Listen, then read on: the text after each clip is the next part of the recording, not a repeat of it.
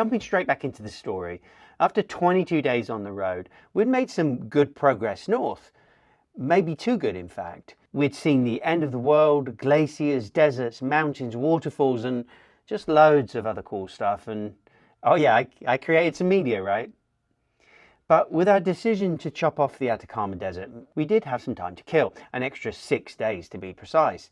And with Santiago looming ever closer, we decided to hang back some, slow down, and find some day riding on the way. So before heading up to Carlos's place northwest of Santiago, we chose a couple of notable day rides up into the Andes, one south near Curico on the J55, and the other northeast of San Felipe. A classic, maybe even an epic, up some crazy twisties to Portillo. So we booked an overnight in Curico to unload the gear and do a little washing. Always great to do some washing. What's the minimum amount of clothing you can take with you?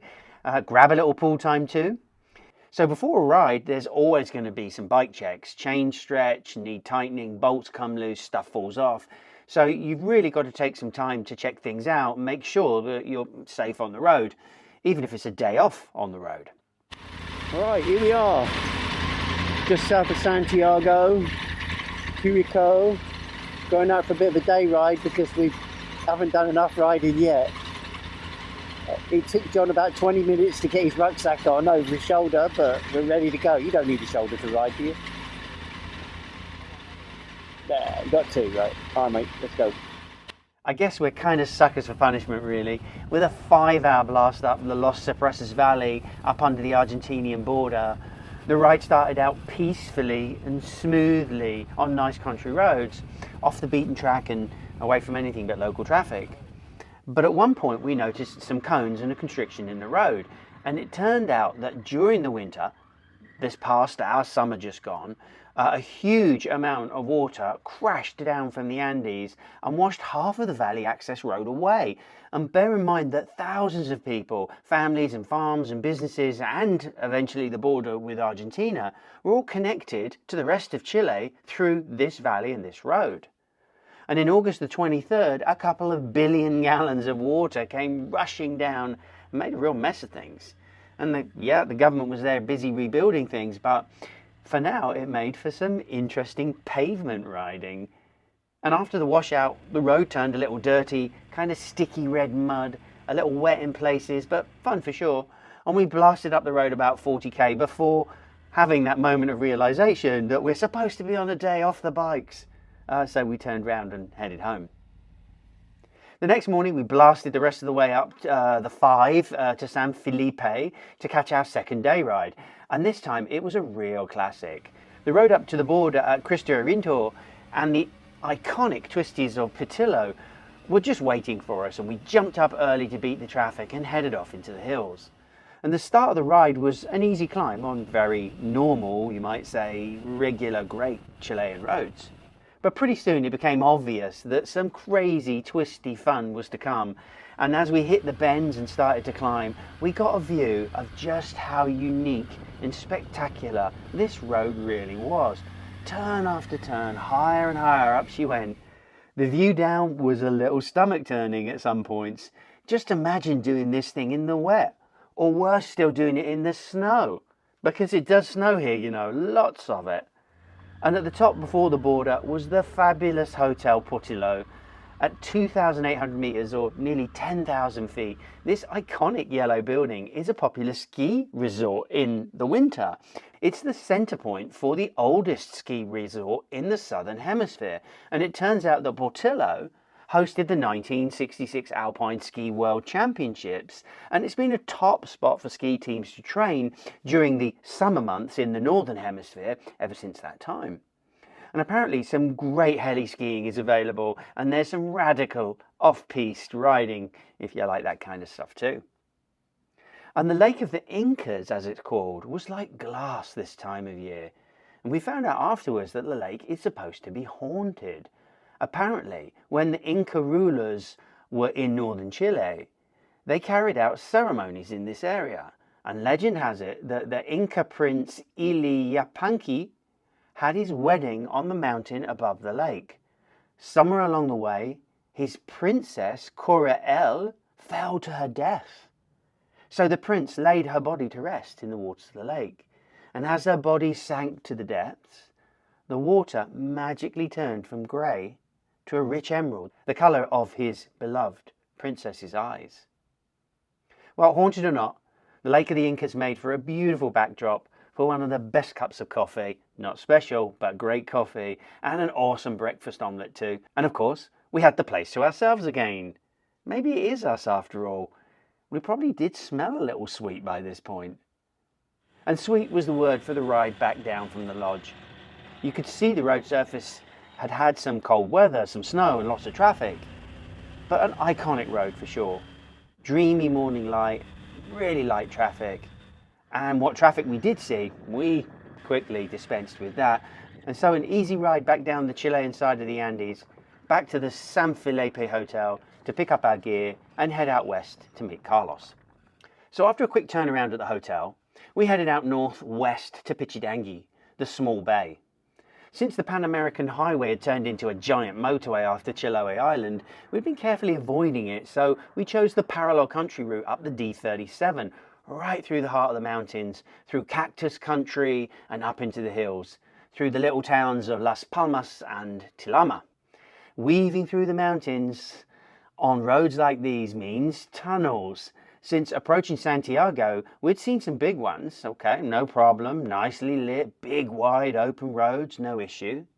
But here on the small mountain roads, the tunnels turned out to be a little more interesting. And when we pulled up to the first of them, the Tunnel del Palmas, it was obvious things might be a bit different. And I took off into the tunnel without a thought, but as soon as the car in front of me pulled away, I realised it was so dark that I couldn't find the headlight switch. Not being able to see the uneven road surface or the walls for that matter was a little dicey, weaving back and forth, trying to find the headlight button and not miss the walls. But we made it into Pichidangui without issue, and the place turned out to be a classic small Chilean coastal town, a bit like Bournemouth on the south coast of the UK, if anyone's been there, but Chilean style. A beautiful small bay parked out on the Pacific Ocean, a calm summer retreat on the beautiful coast of central northern Chile. And Carlos's family beach house was perfectly situated right on the head of that bay, a fantastic spot right on the edge of the water. And it turned out his father had built the place 40 years ago when the town was really a remote fishing village nearly 4 or 5 hours from Santiago. But now it held pole position, looking out over the beautiful bay, protected from the elements by a huge boulder. So the question really is, how did we get here? And our journey here started when we first met Carlos and his buddy Felipe at the Moto Inn outside of Ushuaia some 25 or more days before. Now the Moto Inn was the place, and it seemed like a lifetime ago. A funky place though, and for our first night of the trip, a real moto adventure hostel with road warriors stopping off from every corner of the globe. But it all seemed a long time ago now, so it was great to reconnect with Carlos now that the trip was nearly at an end. So Carlos, again, shake your hand. Thanks for all your help and for having us here, your beautiful home here. Now, am I going to Pichidangui or Pichidangui? Pichidangui. Pichidangui, I got it right. Awesome. Small bay in Mapudungun, Excellent. which is the local language. Nice. Okay? Lovely place here. I mean, we won't get any of the pan in the background, but we'll cut some in. But beautiful location, and just wanted to catch a couple of minutes with you and just sort of, one, say thanks, and two, ask you a couple of questions. So tell us, where did we meet you? How did you first meet us? What was it like? Well, we went to this hostel in Argentina, in Rio Grande, in Tierra del Fuego. Yes. That's where we met. And everybody was talking about the crazy gringos that just arrived because they had, all the motorcycles were clean. I mean, perfectly, sparkling clean, like brand new. And everybody was saying, look, did they bring them in a truck, or what are they doing? Do they know how to ride these guys? Who are they? What are they doing? Well, you took pity on us, fortunately. I did, yes. You knew that they couldn't be as green as they looked. Actually, right? I didn't take pity. I wanted to know more. You wanted to go like, how did they get here? Right, exactly. I wanted to know the truth. And now you know. We Now are I as know. green as we sound. Yeah, that's right. But the But- bikes look brand new. But it's been great here. I mean, we haven't interviewed your dad, but meeting your dad and staying in the house here has been great. So nice one, and we'll catch you on the next one. And it was wonderful meeting Carlos's father, Carlos Senior, or Don Carlos as he's known. And we spent 3 nights hanging out with them in their beautiful little place on the water's edge. We grilled fresh caught tuna on the deck. Man, that fish was fantastic. Cooked to perfection. Just a little salt and charcoal. Oh, all you need for a wild caught Pacific tuna. Finito. So we swam in the pool, and Carlos Senior does his laps every day. What an inspiration that guy was. 92 years old, fit as a fiddle and sharp as a tack. An ex-professor of economics at the University of Chile, a politician, a statesman, and head of the Central Bank of Chile for a while. But we finished our stay with the Carlos boys with another 5-hour monster day ride out into the hills. Prepping the bikes together on a beautiful cool Sunday morning, it was hard to accept that this could be our last proper ride, our last trip within the mountains, and certainly one of our last within Chile before we went home. We headed back out into the desert hills north of Pichidangui on fantastic roads, fast sweeping turns, tight twisties and more tunnels, tiny tunnels cut through under the hills, single lane, no traffic signals, just look through to the other end, and if you don't see anything coming, then it's your turn to go.